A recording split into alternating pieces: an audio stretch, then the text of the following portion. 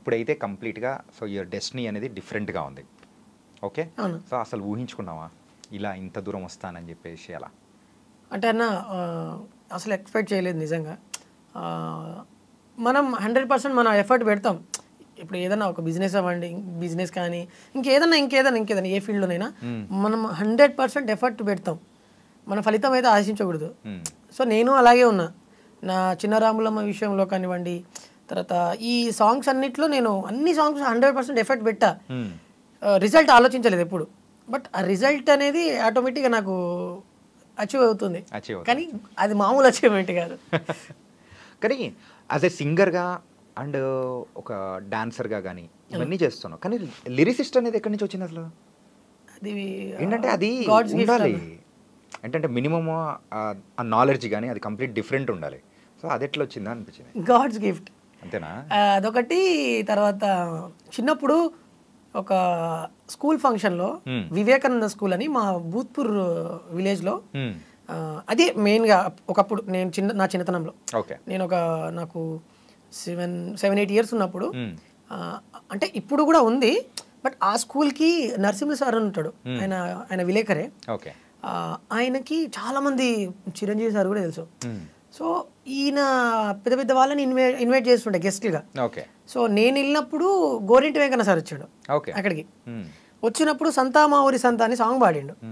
నేను ఎక్కడో క్రౌడ్లో ఎక్కడో మూలలో ఉన్నా. ఆ పాటలు పాడుతున్నాడు, ఆయన ఎంటర్టైన్ చేస్తుంటే ఇంతమంది జనాలు అట్లా కూర్చొని చూస్తున్నారు, చప్పట్లు కొడుతున్నారు, ఇంత ఎంటర్టైన్ అవుతున్నారు. ఆయన అరే అమ్మ అసలు మనం ఎందుకు చేయకూడదు, ఇట్లా మనం ఎందుకు కాకూడదు, ఆ స్టేజ్కి మనం ఎందుకు వెళ్ళకూడదు అని ఆ చిన్నప్పుడే కొంచెం అలా ఊహించుకుంటుండే. అంత క్రౌడ్లో అసలు భలే అనిపిస్తుండే అది. ఆయన మాట చెప్పిండు, పాట రాయడం చాలా ఈజీ అన్నాడు. అట్లెట్లా, ఓకే, ఎలా అసలు ఎలా సాధ్యమవుతుంది అని చెప్పేసి ఆలోచించిన. ఎలా అన్నాడు అంటే, ఇప్పుడు తమలపాకు కట్ట, కొత్తిమీర కట్ట, బుట్ట, ఈ ప్రాసలు మనకి ఎండ్ ఆఫ్ ది లైన్, ఆ లైన్కి ఎండ్లో ఆ ప్రాస అనేది క్లియర్గా కలిసేటట్టు మనం ఏదైనా వర్డ్స్ క్రియేట్ చేసుకోవాలి. ఒక పదాన్ని అంటే లైక్ ఒక సిచ్యువేషన్ని చూసి ఆ సిచ్యువేషన్ క్రియేట్ చేసుకున్నప్పుడు ఆ పాటలో ఆ పదాలు ఇవన్నీ వర్ణించేటప్పుడు ఆ ప్రాస మర్చిపోకుండా కరెక్ట్గా కుదిరేటట్టు పాటని రాయాలి.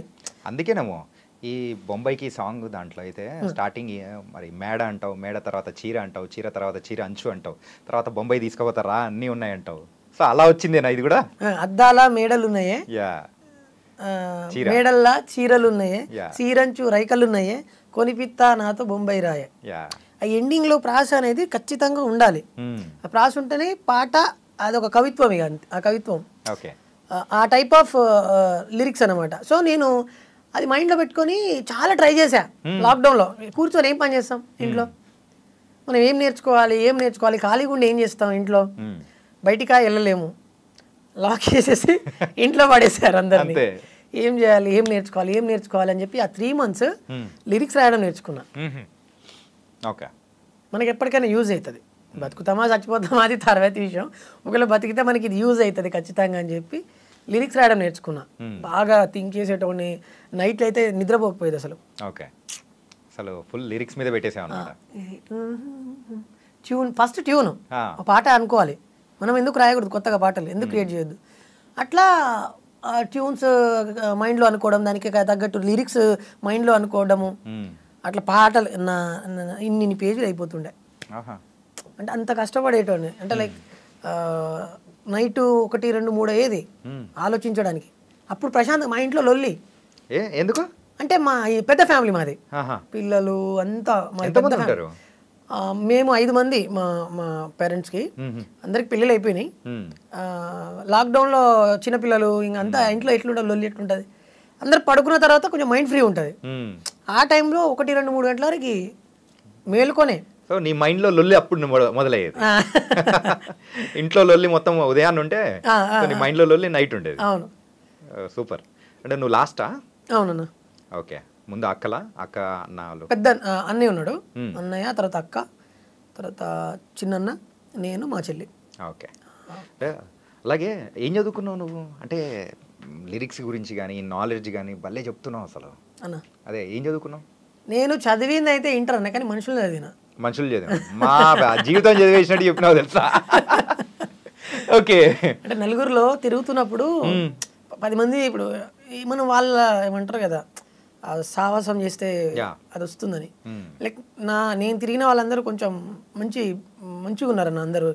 లైక్ అందులో జంగిరెడ్డి అన్న కావచ్చు, జయప్రకాష్ అన్న కావచ్చు, శివనాగులు అన్న కావచ్చు, మా పాలమూరులో వీళ్ళంతా మంచి ఫోక్లో ఒక ట్రెండ్ సెటర్స్ వీళ్ళంతా. ఓకే, సో వీళ్ళతో పాటు నేను ఈ ప్రోగ్రామ్స్ చేశాను, ధూమ్ధామ్ ప్రోగ్రాములు, తెలంగాణ ప్రోగ్రాములు, అవన్నీ చేశాను నేను. వెనక నేను కోరస్ కూడా పాడుతుండే అప్పుడప్పుడు. డాన్సర్లు అంటే లైక్ కోరస్లో ఎవరైనా రాకపోతే రాము పాడరా అని చెప్పేసి నాకు ఇచ్చేస్తుండే మైక్లో. సో అలా ప్రాక్టీస్ అంతా అక్కడ గడిచింది కాబట్టి ఇక్కడ మాత్రం ధూమ్ధామ్గా